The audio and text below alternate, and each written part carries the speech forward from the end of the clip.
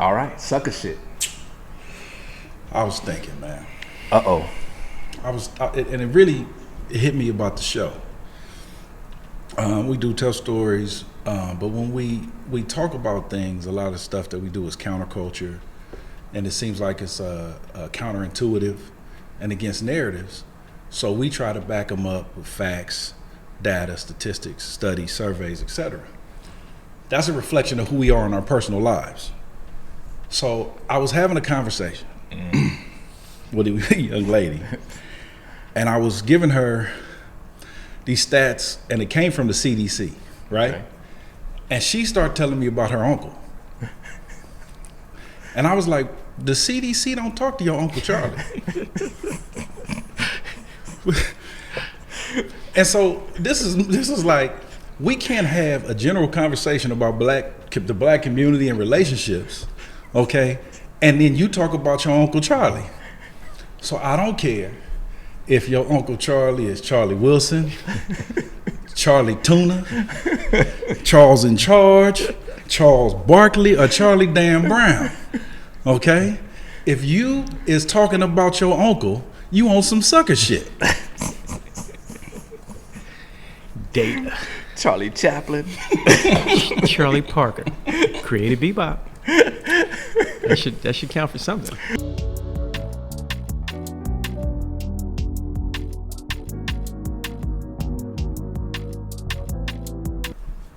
Yo, welcome back again to Skinny Black's Lounge. You know, my name is Rob, not KKK. Yeah. My name is Rob, aka Skinny Black.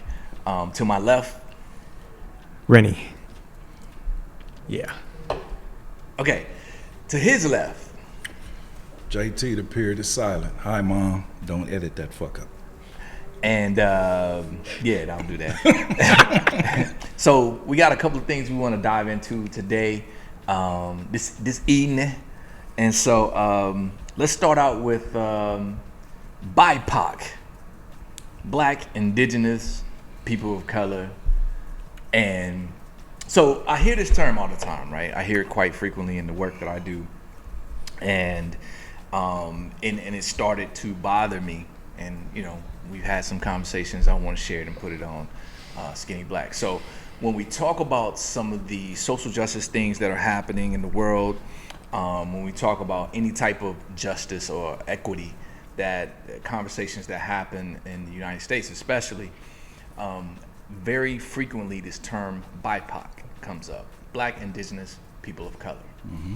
And what doesn't sit right with me is the fact that the things that we're talking about, it's the Black people who are catching the most hell, and the Indigenous. I gotta say, Black and Indigenous are disproportionately catching hell more than those other people of color. So when you say BIPOC, you out already from the jump, from the get-go, you flatten the issues for everybody across the board, when there needs to be some specificity and some attention given to Black and Indigenous folks, especially Black folk, if we're talking about just sheer numbers, and we'll talk about LA. So I just want to get y'all opinions on that, see how it's sitting with y'all. We could speak directly to the who is more adversely affected in that space. And then from that, we could jump on to the who is putting in the most work to actually effectuate change in those areas. So what we have is Black people historically organizing, trying to effectuate change through protest, through social change via all of these different means of peaceful means of protest. I mean, we're not out here tearing things up for the most part. You know what I mean? We should do it more, considering what's happened to us. But you know, Howard Bryant likes to say, "What change ever happened without protest?" Right. When did the power structure, white male society, ever cede power without protest? Like, when did they just say, you know what, man, you know, you guys have been some really, really, you know, obedient darkies. let me throw you a bone. Like, that's never, ever, ever happened. Ever. In the history of histories, has the people who were in power relinquished any of that. And we can look at it in the most obvious sense. We can go right back to the election, the 2020 presidential election. We can go right back to that space where black men voted in the 90th percentile Democrat, and then we went to 86%, right? 6%. Did you see the 6% growth in black men who voted Republican or Trump? There's no one really identifies that data. Forget that black women had a 6% reduction also. Went from like 98 to 92. Forget that. But let's really talk about the people of color aspect of that portion of that data, because let's talk about the 33% Asian that voted Republican and Trump, completely against their interests. Let's talk about the 37% Latino that voted against their own interests. No one says anything about that. And yet at the same time, those very same people will pull that by POC card / minority card when it's convenient for them to slide into that space created through our sacrifice. Did they vote against their interests? Actually, no, they did not vote against it. They're using both sides of the coin to benefit them and playing preferred minority status and wielding that against us via the structure. So they're playing right in the line in their part, doing exactly what's most beneficial to them. So you would be exactly correct. I'm just saying, a lot of Asian folks thought they had honorary white status till Stop Asian Hate came out a couple weeks back. Till the Kung Flu came? Yeah, until all that hit. And then all of a sudden, oh, hey, it's not just me buying a soda at your liquor store. I'm just saying, what do you call it, BIPOC? BIPOC, whatever. BIPOC, Tupac, whatever. Deepak. Yeah, popcorn. It don't make no difference. This is just the latest iteration of anything but black. Or let me hitch my struggle or my whatever thing to this wagon that's already been established, right?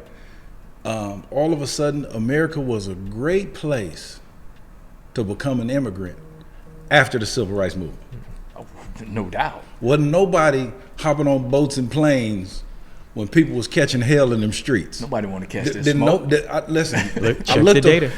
Check the data. Check the data. Check the data after 1968. I looked at that film of the Edmund Pettus Bridge.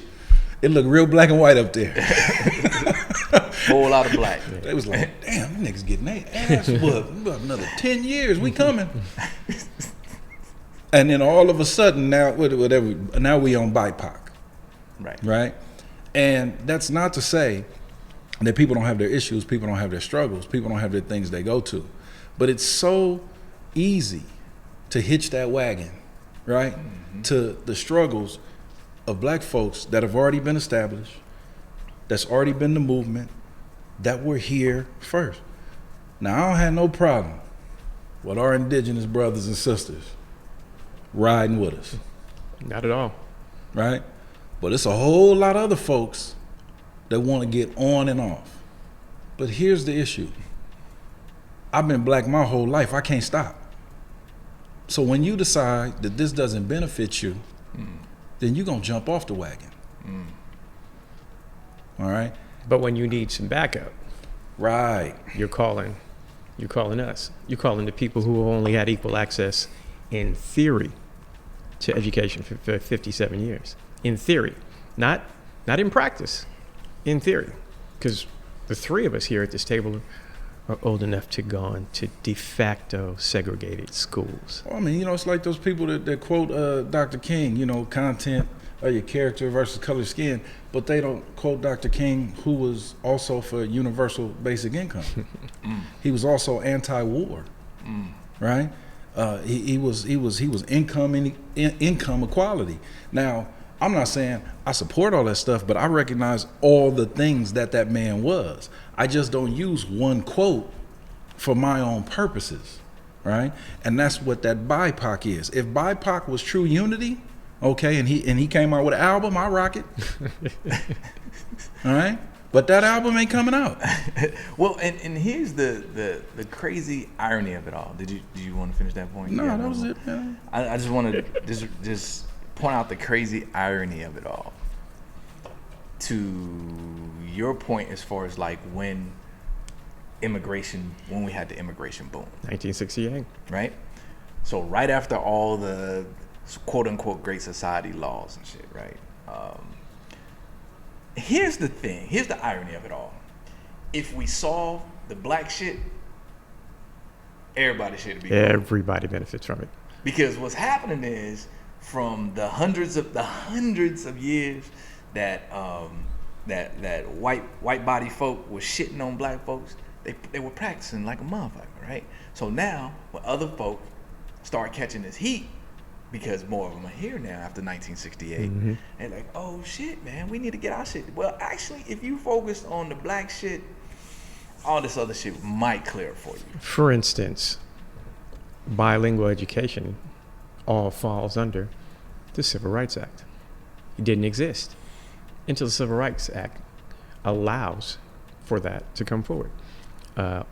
All of the disabled person legislation all falls under the Civil Rights Act. Now, Equal protection. in its inception, was that the goal? Was that what they were thinking? Were they trying to be BIPOC when those were created? Nah. No, not at all. But everybody benefited from it, and we benefited from it the least. The least. Okay, so what we're saying is BIPOC is folks have learned to run the white women game on being a minority. Number one beneficiaries of affirmative action. White women. I would invite people to read We Were Her Property, so you can learn about white woman slave ownership. They act like they wasn't packing lunches for the lynchings in the civil rights movement and taking the kids with them. And every racist, segregationist, murderer had a white mama. And if the woman is the first teacher in the home, what were they teaching? Throw the rock, hide your hand. And when these benefits come out, we are minorities. And I've seen the most staunch white womanists stand in the streets and yell for their rights and then take that home to their husband and keep their family going. So now they doubled up on your black ass. And if they were really, really down for equal rights, why did they kill ERA? Why is it still short of being amended in the number of states for it to become an amendment? Why is it not the 28th? Well, part of the problem is folks listening to us think you talking about baseball, talking about ERA, because we know every thing that happened on all 18 loving hip hops, but we don't know what's happening to our people. But continue. Yeah, that's it. That's the point. I'm just saying. Well, and to your point, the percentages of white women who voted for Trump, and then voted for Trump in November, and then was part of the largest women's marches worldwide in January. Well, this is my side note. Just a little pet peeve. Race is a social construct. Okay, granted. But you white motherfuckers never forget you white. Never. It's a social construct that y'all made, right? If you forget that part of the sentence, you made it. Social construct and social contract that you're holding everyone to. Yeah. It's a contract. It is the law of the land. It is like they could say whatever they want. No, critical race theory. They don't even know what critical race theory is. They have no idea what the definition of it is. But you know what I know about critical race theory? I know if my wife and my daughter go to the emergency room, even if they had universal health care, even if they were guaranteed health care when they walked in there, they were going to get less care and will be treated with less regard than a white child and a white woman when they walk in there. You can't legislate that out. You can create as many benefits as you want, but white is still going to white on top of that. Hey man, black people ain't giving up Red Rooster and Lowry's, and white people ain't giving up being white. Yeah. Yeah, well, can't argue with that.